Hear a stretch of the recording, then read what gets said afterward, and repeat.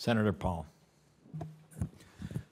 Dr. Byman, do you think that any of Iran's desire to modernize their ballistic missile system is in relation to a competition with Saudi Arabia or the Gulf states, or in reaction to the armaments that they possess? To some degree, sir, yes. I think they have a number of motivations for modernizing their ballistic missile program, including their sense of threat from the United States, but also from the Gulf states. Right. Do you think there is an arms race to a certain extent between the Gulf states and Iran, that one side gets something, the other side thinks they have to go a little farther, that it goes back and forth? A little bit, sir, but the budgets aren't even. The Iranians are frankly rather broke, despite the somewhat limited sanctions relief, and the Gulf states have a lot of money, so it's not a fair competition from their point of view.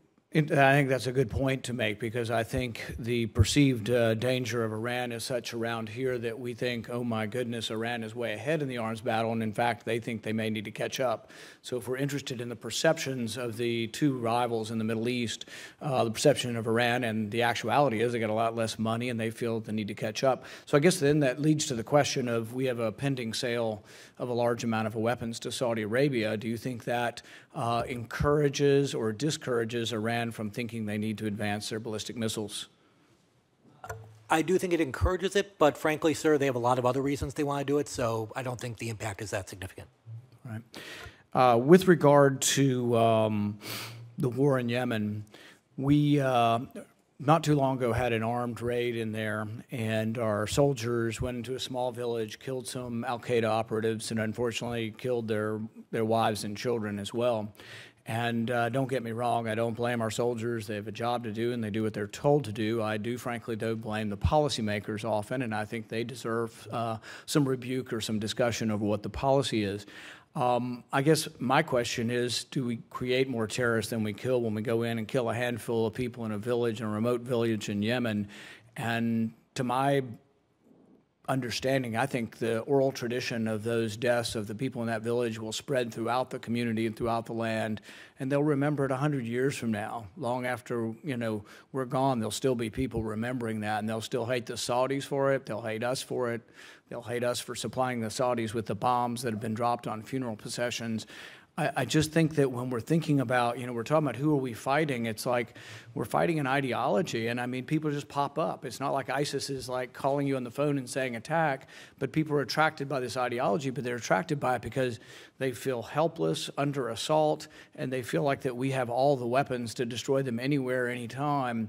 And so I guess the question is, you know, do we want more manned raids in Yemen? Do we want to send troops into Yemen? Do we want to take the port back?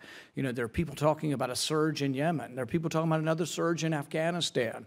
Or is this the way we're going to end the war on us, the terrorist war of attacking us? Are we going to end it by, you know, ratcheting up more wars in Yemen or Afghanistan? I'll leave that question for both of you. Senator, I'll take a first attempt. I would say that we're under assault both by groups and by an ideology.